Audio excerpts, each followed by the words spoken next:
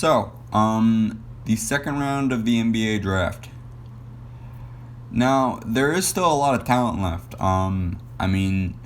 It starts to drop off after pick 44. Um, I could definitely see, picks 30 to 35 in the first round. That could definitely happen. And I could definitely see any of these players that I picked becoming quality players in the NBA. This is going to be one video. I'm just going to go straight through. It's going to be a little less analysis. I'm going to go a little less about what the team's depth and what they need to do and all that other stuff. I'm just going to go more into analysis of the player. And so let's get into it. Mavericks are up next. They start off the second round with the 31st pick. What do they need? Well, they did kind of solve their guard need, or not really a guard need, but to fill out the depth chart at the guard position, and was selecting R.J. Hampton. So I kind of wanted to go with a big man here, just to complete that big man depth down the line. Because they do have Dwight Powell long term, Kleber's long term, but Willie Cauley-Stein and Boban, they don't have contracts that last longer than this year. So I kind of went with a long term solution for that third or fourth pick. Have them select Isaiah Stewart. What are his positives? He seems to be a guy who can play very well on defense. Perimeter defense is a concern.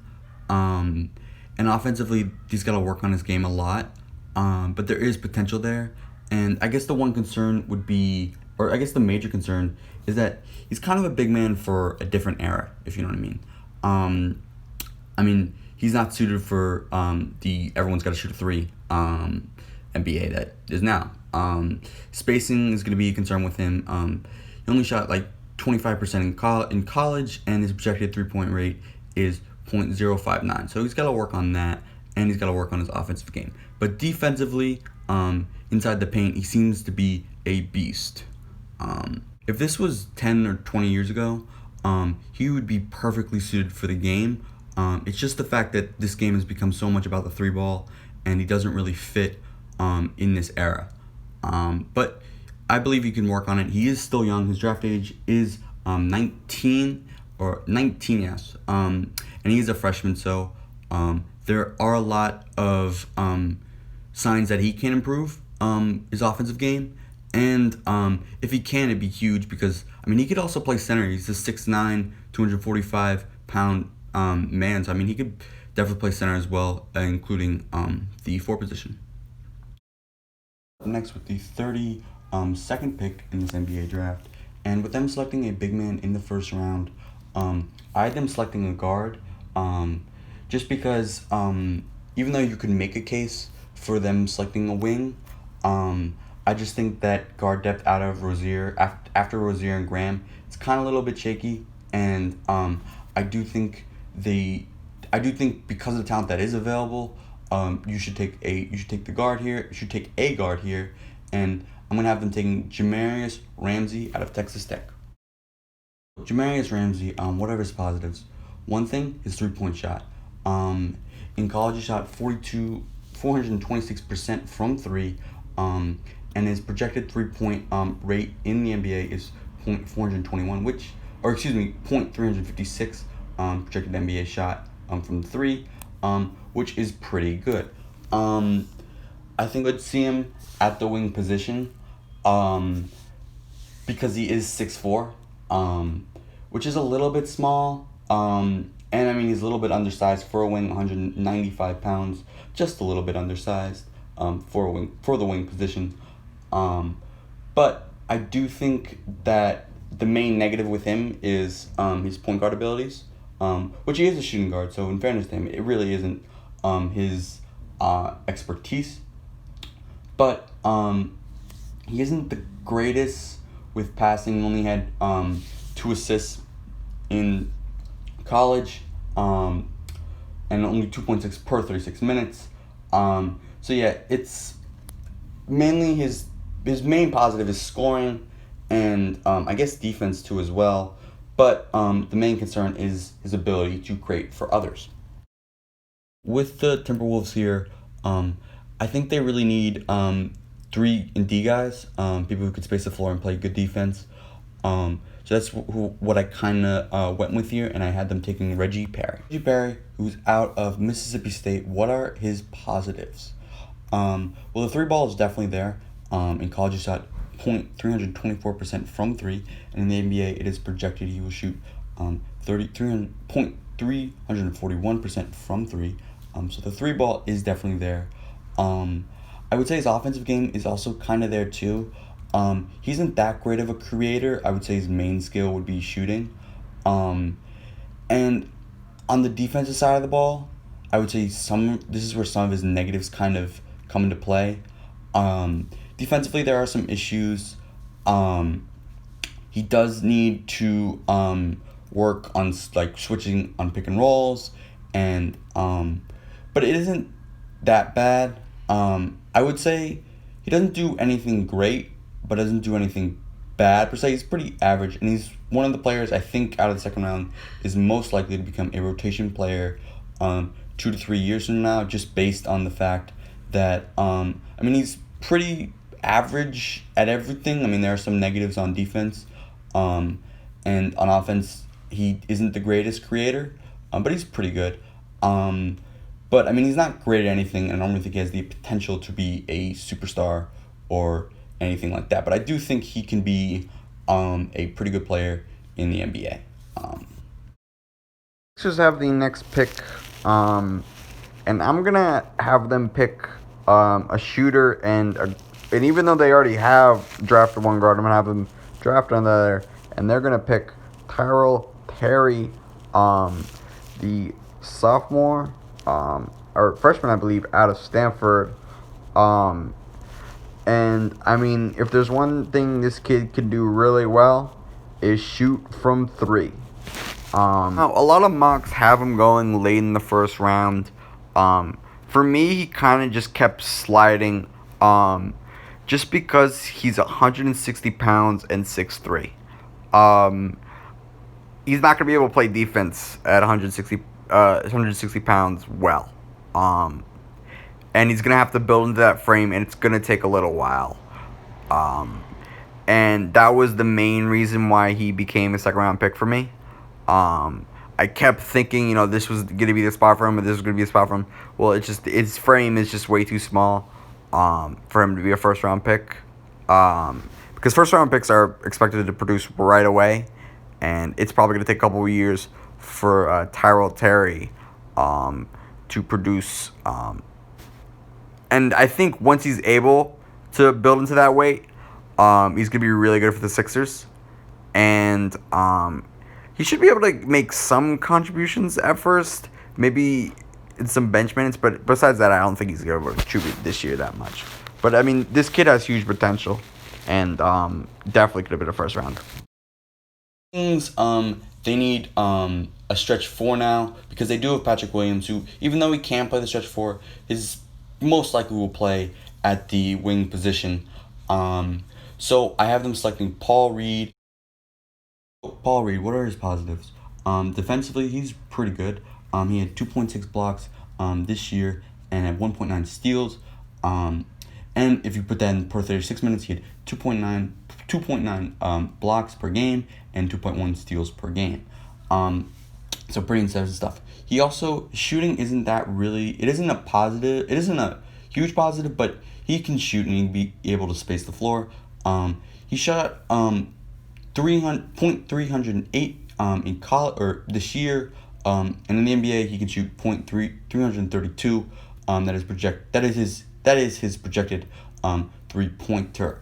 I really do think he can be a pretty good rotational player for the Kings, or whatever team ends up drafting him. I guess the negative is, besides his 3-point shooting, there aren't really any ways he can create with the ball. So you're pretty limited in that aspect. He's not going to be able to become a player that's able to create for others. he's kind of one dimensional in that aspect, and he's kind of I won't want to say he's stuck because every player can grow and develop and become and add new things to their game. But I do expect him to become kind of just a 3 and D guy. Just because I don't really see a lot of I don't really see where he can grow his game to be able to create for others. But that being said, I do think he would be a good rotational piece for a team. The Sixers, I basically had them get shooting just because I think 3-point shooting is really important, especially for this team where the spacing was really bad this year. So I had them select Cassius Stanley out of Duke. So, Cassius Stanley, what are his positives? Well, he can shoot the ball. In college, he shot .360% from 3. In the NBA, he's projected to shoot 347% projected from 3. That is according to Tankathon. But, I mean, there's nothing more else that he can do. I'm a little bit wary about his defense. I think he can guard wings at that size, 193 pounds. He is 6'6". I would say move him to point guard, but his point guard skills aren't that great. He only averaged 1 assist per game in college. So I think maybe the Sixers team would work with him just because, I mean, Ben Simmons, he's manning the ball a lot. Tobias Harris, he's manning the ball sometimes. So you don't really have a lot of point guards besides Shake Milton manning the ball a lot. So you can have Cassius Stanley on a point guard, and it would kind of be weird because you kind of have like two guards, but I mean, it doesn't really matter that much. It's just a little bit weird. You have two shooting guards instead of one shooting guard and one point guard. But I do think that would be the solution for him until he gets better on defense. But I think with this team, because it would be a perfect fit, the reasons I mentioned as before. But yeah, I do think he would be a pretty good rotational player for the Sixers. Wizards are up next, and I kind of went with best player available. You could make an argument that they need a third guard here, they need a third guard here, but I kind of just went with best player available, and that was Zika Najayi out of Arizona. This prospect is really similar to Isaiah Stewart, who the Mavs selected earlier in my mock. I mean, he's got pretty much the same positives. Defense is really good. Again, I guess there are a little less concerns on the perimeter. His perimeter defending. But I would still say that's something he needs to work on. Again, I do think this is a player who would have thrived 10 years ago, or at least would have gone in the first round 10 years ago. But because the NBA is becoming about the 3-ball, he doesn't really that's his 3-ball. He's got to work on that. One thing that's a little bit different from Isaiah Stewart is he seems to have he seems to be a very high energy guy. Would kind of put him over Isaiah Stewart, but just because of his ability or his poor ability to assist, I really do think his passing ability isn't really that good. It's something that's going to be completely reworked. He only averaged 0.8 assists in college. And I guess when it comes to that, you're a big man, you're not really passing that much. But when it comes to passing out of the post, which, I mean, still sometimes happens in the NBA, he's still got to work on that. But besides that, I mean, his defense is pretty good. His offense, I do think he's got to work on that just a little bit. The 3-point shot, I do think he needs to work on. I only shot 294% in college. That's something that's he's got to work on. But I do think with a lot of hard work, I do think he could be a pretty good NBA player. Let's up next, and I kind of have them going for more guard depth. I don't think they're going to keep either Dennis Smith or Frank Ntilikina past this year. So I do think that guard depth is going to have to be completely reworked. You do have RJ and you do have Tyrese Halliburton, but you do need more guards at that position. Elijah Hughes' positives is that he's a really good offensive game. I think he's going to be a great creator on a team. I'm a little bit worried about how he's gonna fare against I guess you call it like the starting lineup and all that stuff. But I mean, against bench players, I do think he's gonna do very well. Um, I do think he could be a very good contributor off the bench. Um, and from three, I mean, he's pretty deadly. He shot point 342% from three in college. And his projected NBA 3-point rate is point 374% in the NBA. Again, that is projected according to Tankathon. But I do think his offensive game is there.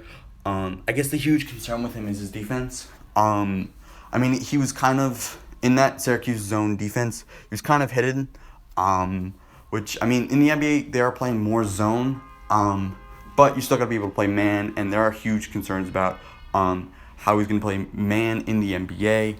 But I do think he will have a good career in the NBA as kind of like a bench player. Again, he could probably develop into a better player, but I don't think, based on current projections, he'll be a pretty good bench player, but I don't think anything more than that. On to the next pick. Selecting a wing in the first round, I kind of hit their other need, which was point guard, which isn't really a need, but I mean, there are concerns about Lonzo going forward. So I selected Trey Jones for the Pelicans. I mostly did that for the Pelicans because he was there, and there are some questions about Lonzo, his point guard abilities going forward. And this is the last year of his rookie deal for Lonzo. And this is kind of a prove it or make or break year for him. And I could definitely see Trey Jones replacing him in a year or two if he doesn't show up this year or produce well this year. But a little bit about Trey Jones. Defensively, according to all reports, he's very great. And maybe the best defensive player in this draft. Now, I disagree with that opinion, that he's the best defensive player in this draft. But, I mean, he's going to be a really good defensive player. The question is offensively, specifically developing his own shot. That's the main concern. He does seem to be a good passer, but the shot isn't really there. And creating his own looks seems to be the huge challenge for him, and the reason he, in my opinion, will slide into the second round. But again, I could definitely see this guy going the first round, late first round, but I think he will slide to the second round. The Grizzlies are up next, and I'm going to have them bolstering their front court depth and having taken Xavier Tillman out of Michigan State. Xavier Tillman's positives is that he's kind of like a prototypical big man. He's very good at defense, very good at steals. He's 1.2 steals in college and 2.1 blocks during last season. I do think he will be good in the pick and roll game. But I think the major thing with him is why he kind of slid to this point was his 3-point shot needs some work. In college, he shot 0.260% from three. So he's going to need to work on that three, and that's going to take a while because 3-point shots in the NBA take a while because not only do you have to be able to shoot from that distance, you also have to be able to take that in a game pressurized situation because you don't have all day to shoot that shot. And I kind of feel like it's unfair when people criticize Ben Simmons for not developing a 3-point shot because it takes a while because even though you've got to be able to shoot the three, you've also got to be able to shoot the three in pressurized situations because you're not always going to get an wide open 3-pointer. You have to be able to shoot that with pressure on you and a good contest on you. So I kind of get a little sidetracked there, but Xavier Tillman, I do think he slid I do think he will slide because of his non-shooting ability. He's going to have to work on that. But I do think he will be a pretty good rotational player for a team.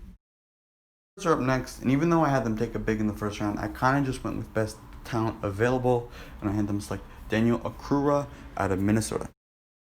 Daniel Akura, he does seem to have a pretty good post game. I wouldn't say great post game, but I would say a pretty good post game. I would say his shot isn't that bad as well.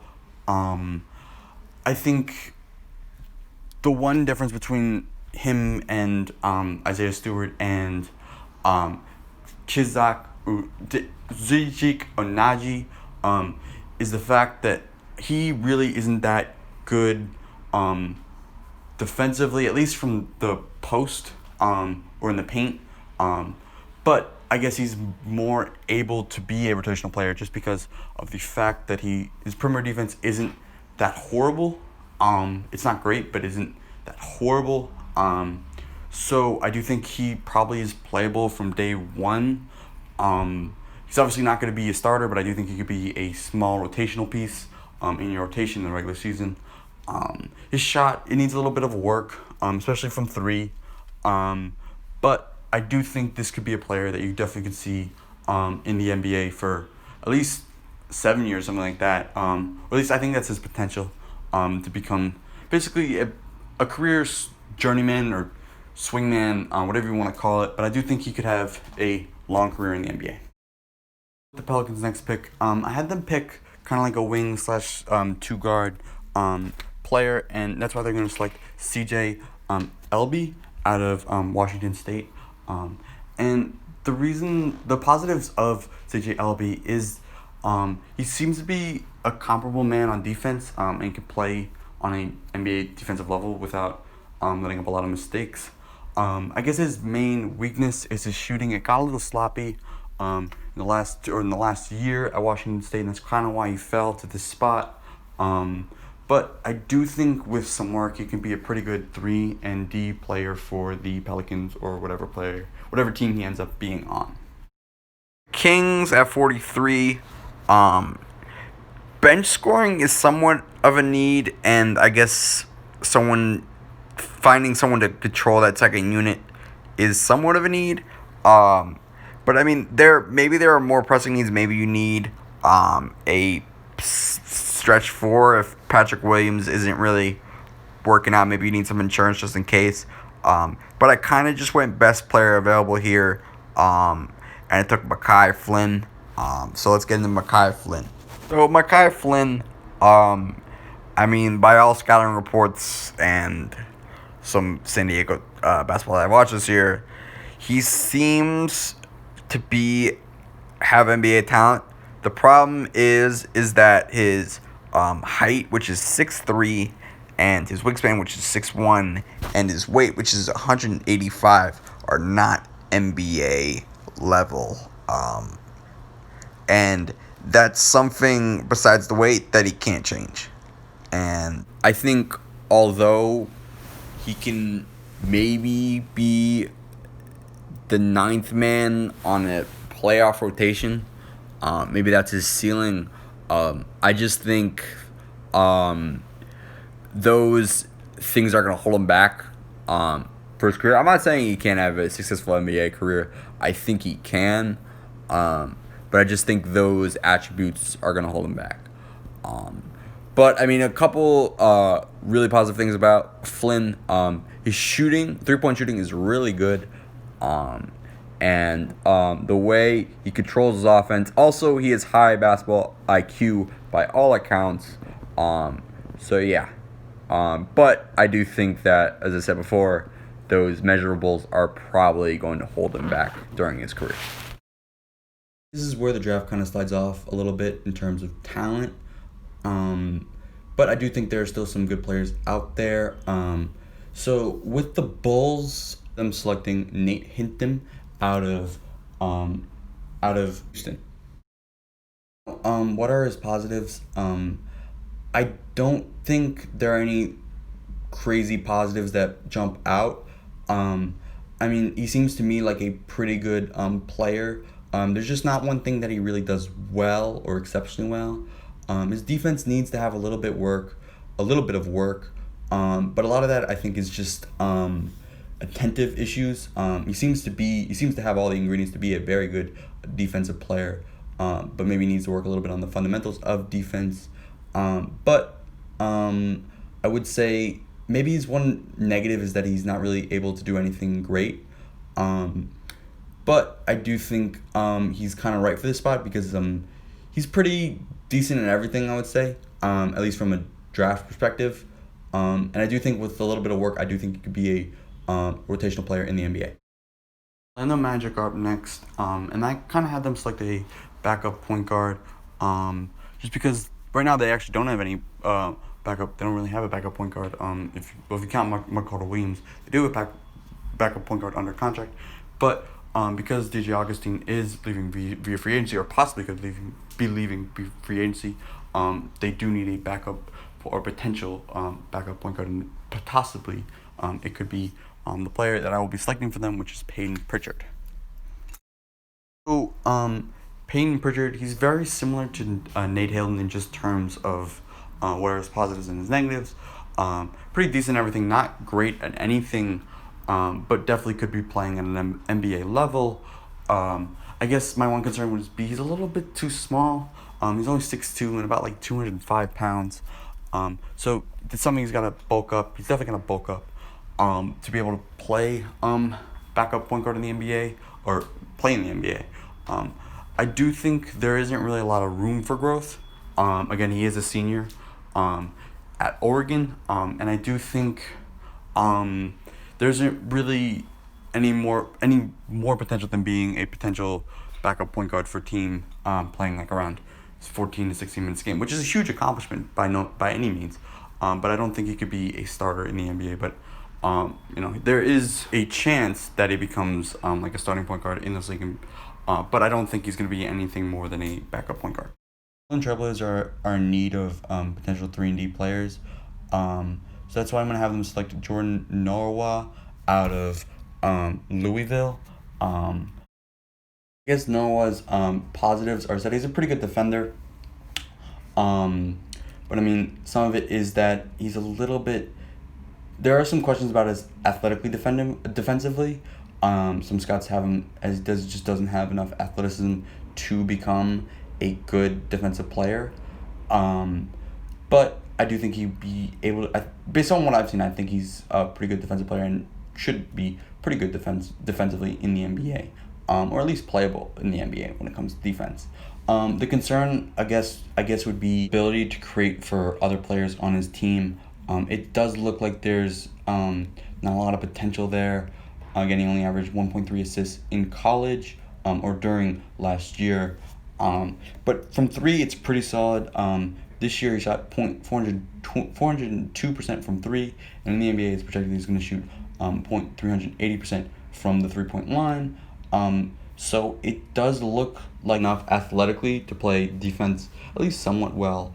That it could be a good NBA player. Could be a good rotational piece for a team. And that's what the Blazers kind of need. They need 3-and-D guys. Because, I mean, they do have their superstars in Damian Lillard and CJ McCollum. So the Celtics are up next, and honestly, I think they're going to sell this pick to another NBA team. But I'm not doing, trades and, selling picks, so I'm not going to do that. So I kind of went with a point guard here, just because, just down the line. Again, this is down the line. Kemba Walker, by the time his contract expires, will be 33 or 34, I believe, depending if he accepts his player option or not. So, it gives you, by selecting point guard here, it gives you a guy you could develop into the future and be maybe your starting point guard, maybe your backup point guard. But he could be in the rotation if you have to replace Kemba Walker at some point. Not that you're going to replace him, but there are concerns about his knee long term. Not short term, but I would say his knee, and yeah, I think it's his right knee, yeah. So there are concerns about him, about his knee long term, about his right knee long term. So I had them select a point guard here. Grant Weiler, I guess his main negative is just the amount there's not much where he can grow. I would say his main positives are, he could shoot the ball. He shot 0.36% from three and about 500 from the field last year. And his projected NBA rate is 0.36% from three. And, it's pretty much expected he's going to be able to shoot in the NBA.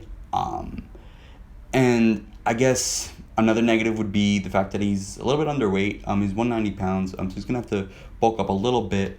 But, his main thing is there's not a lot of scouts don't really see potential in him. Also, the fact that another negative would be that he lets up a lot of turnovers, 3.1 turnovers, which is not good. And his assists, he's only had 3.9 assists last year, so the assist to turnover ratio isn't really that good.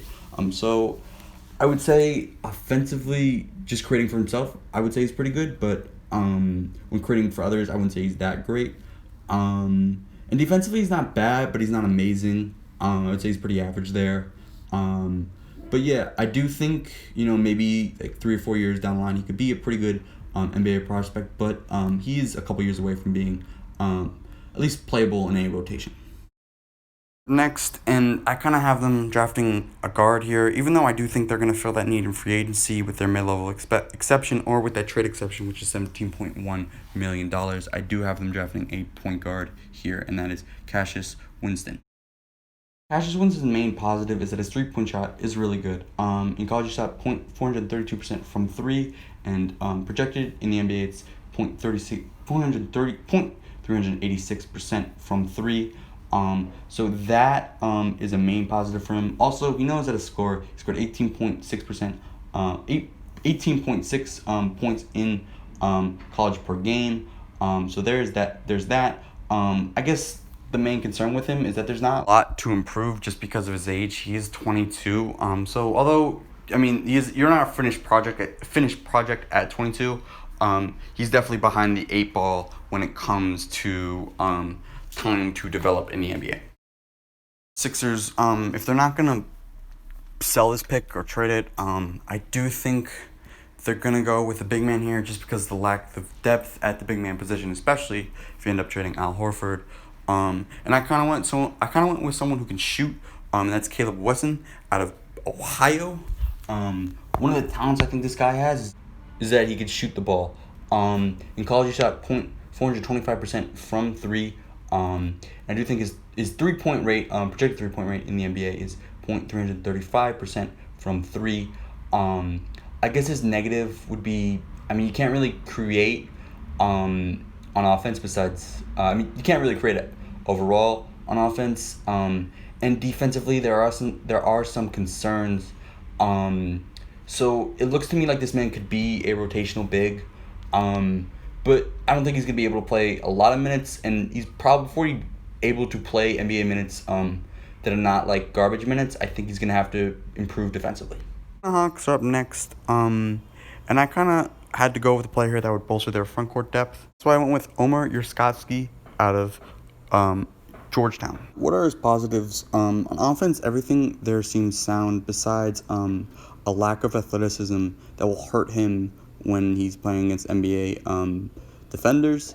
And on defense, it's gonna be a lot of work on defense for him. There are concerns about his pick and roll defense. And yeah, there's a lot of things on defense he's got to worry about. But I do think if he's able to correct his defensive issues, he will be a good rotational big in the NBA. So I just had the Warriors take a guard. Just a couple selections before. I'm going to have them take another guard. Some of this is just due to, I think it's best talent available. And I think we're kind of in this is where we're in the 50th-ish picks. You kind of get into best talent available, and you're kind of just searching for potentially good players because there aren't a lot of good choices at the 52nd pick. So that's why I'm going to go with Marcus Howard. Now, with Marcus Howard, I would say there's one major negative. He's 5'11", which is obviously not an NBA height. And he also is a little bit undersized. But the offensive game is amazing. If he was like 6'2", I would probably have him go in the late first round. The offensive game is there. He's got ball handling, he's got shooting, he's got all that stuff. Defensively, again, is a concern. A lot of that is due to just his height. He isn't really good at guarding players because, players are taller than him. It's going to be a concern through his career. If there's one player I would compare him to, would be Isaiah Thomas of the Boston Celtics, or formerly the Boston Celtics. I think there are a lot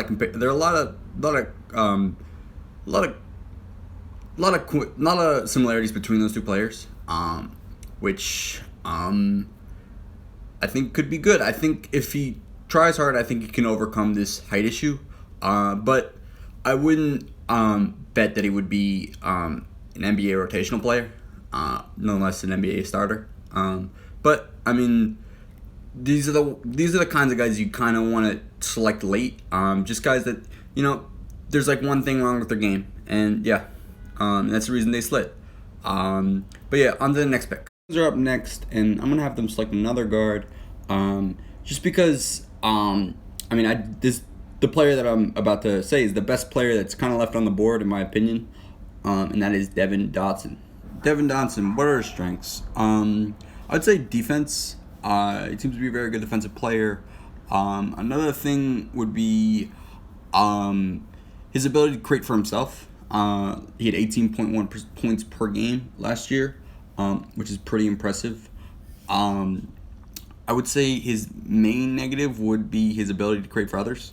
Only had 4 assists in college, or 4 assists per game last season. And I would also say his 3 ball is a little bit of concern. He only shot .309 in college from 3. So definitely going to work on that 3 ball. But I do think he could become a pretty good a rotational basketball player, which is a rotational NBA player, which I think is pretty impressive. So the Thunder are up next, and I have them selecting a big. Again, this is somewhat just to do with best player available. But I'm gonna have them selecting Lamar Stevens out of Penn State. And what are his positives? What are his negatives? So his positives seems to be a very traditional, big, good post scorer. I guess your concern is that he's not a great shooter, and he isn't able to handle the ball at elite level. So he's very much an old-fashioned big. That's probably why he slid to this spot. Or that is why he slid to this spot. But I do think if he's able to improve his shooting, he'll be a good player in the NBA, or an average player in the NBA, which is a great accomplishment. And on the next pick. So the Pacers are up next, and this is their only pick. So I'm gonna have them selecting Isaiah Joe. Even though, there is a need at the big position, because they're not gonna keep Miles Turner or DeSantis Sabonis. They probably won't keep both of them, so they do need a big. Obviously, this won't probably fill the starting hole next year, but down the line maybe he can. And Isaiah Joe, what are his positives? What are his negatives? He seems to be a really good shooter, and I guess his other positive would be that he's not really bad in any other facet besides just he has to deal with having a very small frame. He's 6'5" and he only weighs 180 pounds. He's going to need to be able to bulk up, and he's not going to be able to get rid of that 6'5" inch radius or 6'5" height. So he's going to have to be able to be a little bit bigger. He might slide to a wing position, but at first I would have him at the 4 or the 5 just because of his limited playmaking skills. But I do think with some time in the G League, he can develop into let's say a rotational player. So up next, and I'm gonna have him select Mohamed Ndikwe, because I think they need a big in the long term, I guess. It's hard to gauge these picks just because a lot of this stuff is just there are a lot of trades in the last 10 picks. But I do think Mohamed Ndikwe will probably be drafted in the second round. He's not going to be drafted in the first, but he could be drafted in the late second round. I do think his one thing he's got to work on is his offense. He seems like a very elite defensive player. He just needs to work on his offense. So up next, and I'm going to have them selecting Austin Wiley. I guess your main concern with him is injury history. He's underwent 2 knee surgeries in the last 5 years, which is not good. But with all that being said, I do think he's a really good rebounder. And I do think if he's able to overcome his injuries, I do think he could be a pretty solid NBA rebounder in the league. And yeah, it seems like he could. A lot of these guys could all seem like they could play in a rotation. Just gotta develop these skills. I have the Clippers going after a point guard here or a guard of some kind, and I'm gonna have them selecting Emmanuel quickly, and this is a bit of a slide for him from a lot of mocks. The reason I have him kind of low in my mock draft is the fact that he, besides his shooting ability, I don't really think there's anything there. I mean, his defense is pretty good, but I don't know what position he plays, especially because I don't really trust his ball handling abilities, so that's why I kind of had him sliding to the third to last pick. But I could definitely see my team taking a chance on him a little bit earlier in the second round. So the Sixers are up next, and I'm kind of going to go with best player available, and I'm going to have them select Nick Richards out of Kentucky. I mean, again, he's kind of like an old-fashioned big. I guess your one concern is it really doesn't seem like the three-point shot's not there. He's going to have to work on that, and there really is no ability to create for others, which is huge. So if he's able to create a three-point shot, I wouldn't be surprised if he's able to become a good rotational big in the NBA. The next pick, and I'm going to go again with, or as I went before in the Warriors pick, the Warriors second round pick, with kind of a player who doesn't have maybe the athleticism to play at a higher level, but does have everything else to play at an NBA level. Skylar Mays is who I'm going to select for the Raptors here.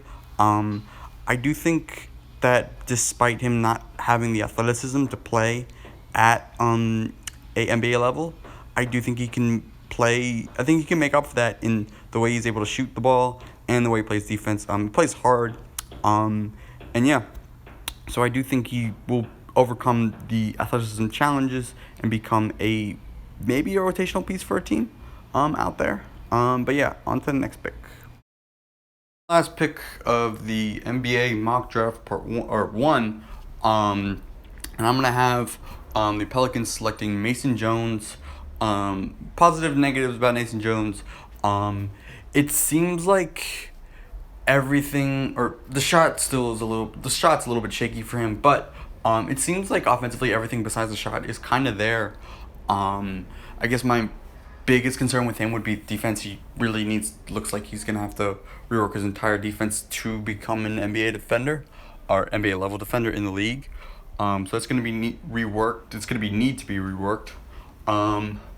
But yeah, I definitely do think there is potential for him. And yeah, that's all the NBA. It's all 60 picks of the NBA mock draft for me. I'm not going to do the second round again. I'm only going to do second round once. I will probably do another mock draft though. Only for the first round though.